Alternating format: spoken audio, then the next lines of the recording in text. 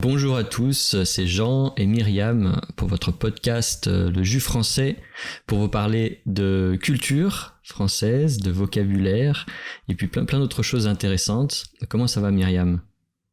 Très bien, merci. Et toi ? Ça va très bien, merci. Donc aujourd'hui, on va parler de noms, des noms de famille français.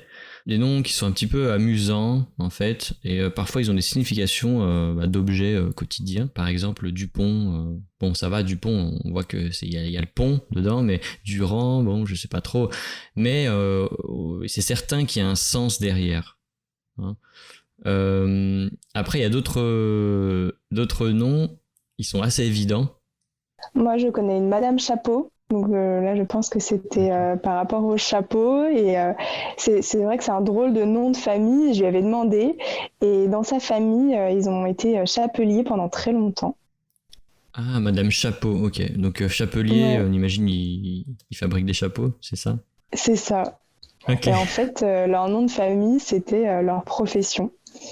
D'accord, ouais. Donc c'est amusant. Enfin, plus aujourd'hui, mais Ok. plusieurs siècles en amont.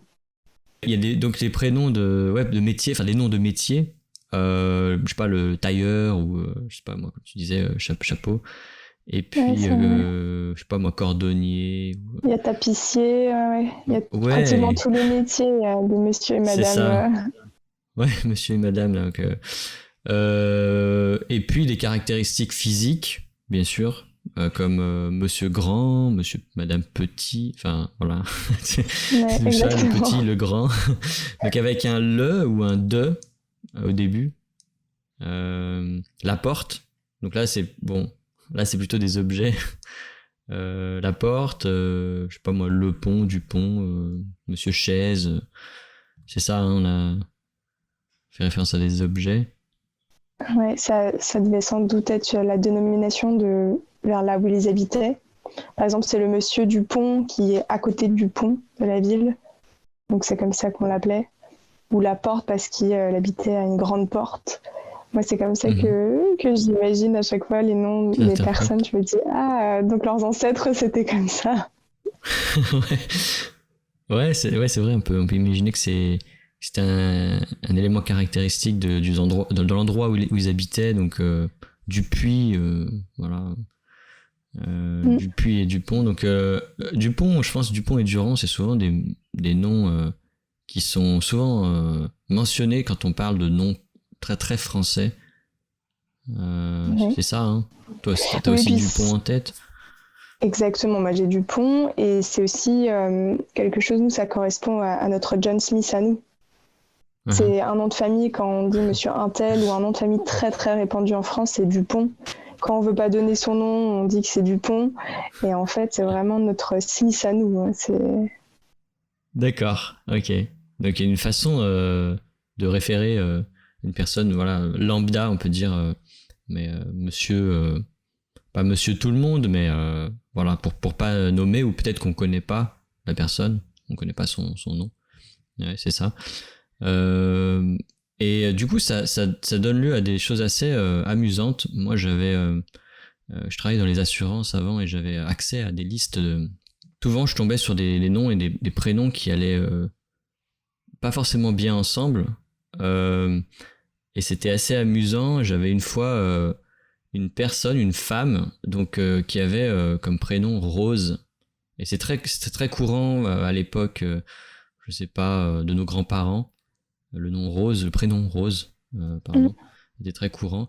Et elle avait dû se marier avec un homme dont le nom c'était Rouge. Donc en fait, cette personne s'appelait Rose Rouge. Et c'est assez mignon en fait. Et ouais, c'est assez mignon, rose rouge. Donc voilà, c'est une fleur, hein, le rose, c'est la couleur, mais c'est aussi une fleur.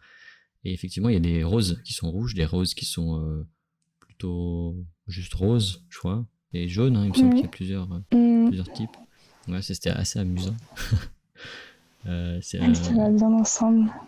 voilà, et puis il y a tous les animaux possibles, hein, Monsieur Lapin, Monsieur Hérisson, l'hérisson, Ah oui.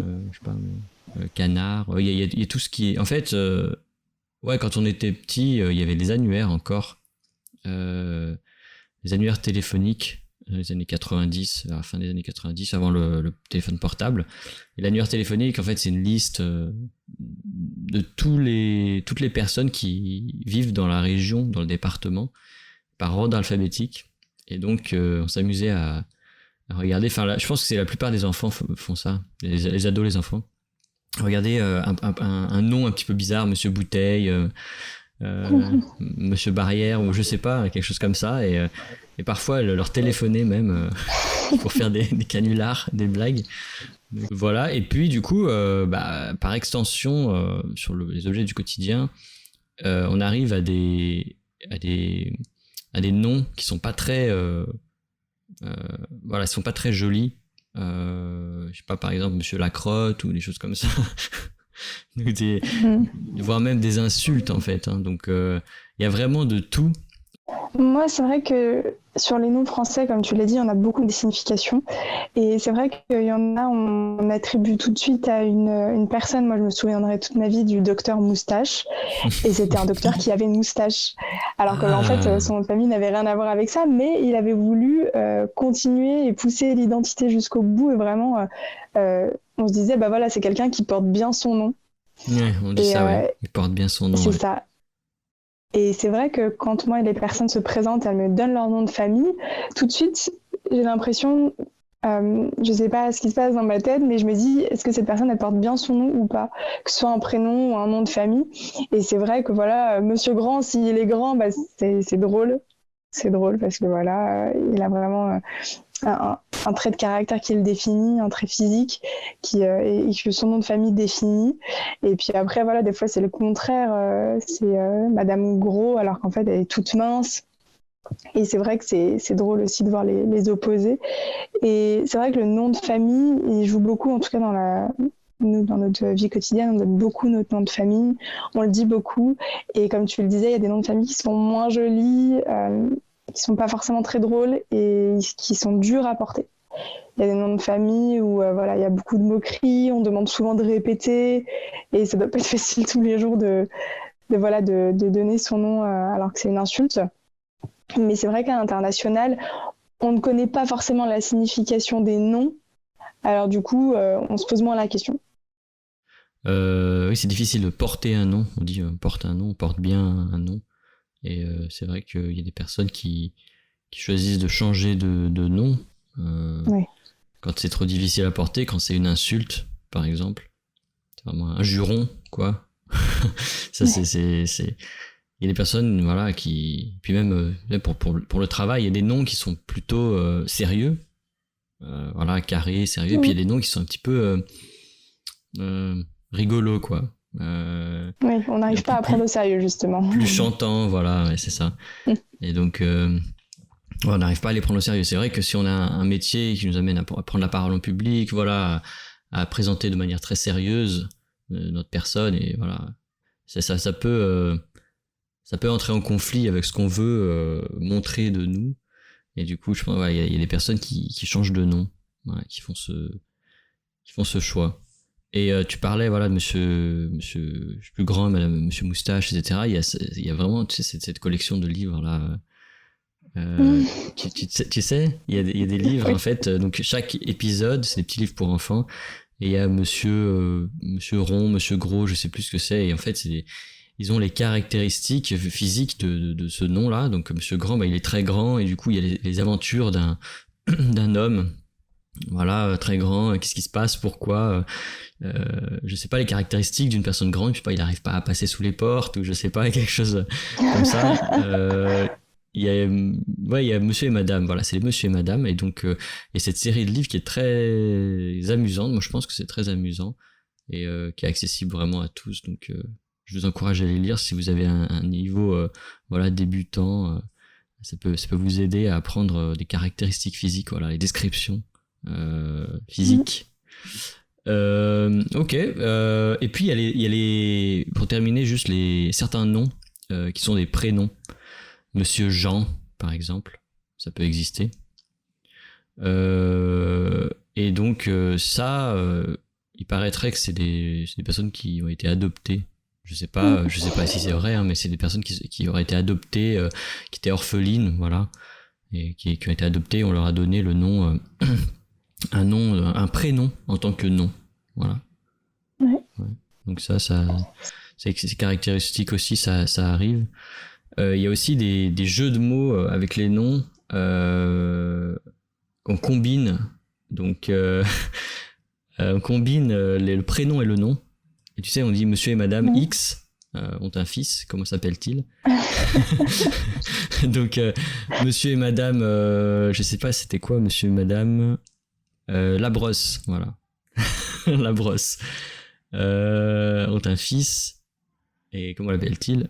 Et il appelle Adam parce que c'est la brosse Adam, quoi. Et donc on combine on combine la brosse à dents, voilà. La brosse à dents, c'est la brosse qu'on va utiliser pour se brosser les dents, et donc on combine. Donc là c'est dans le sens voilà, nom prénom, mais ça peut être aussi dans le sens prénom nom. C'est plutôt le sens qu'on va privilégier en France pour appeler quelqu'un. Donc je sais pas, monsieur et madame Proviste ont un fils qui s'appelle Alain, donc Alain Proviste. Et je pense que ça peut vraiment exister dans la vie quotidienne. Je pense qu'il y a vraiment des gens qui doivent porter des noms un peu comme Rose Rouge, quoi. Ça se marie bien au niveau de la prononciation.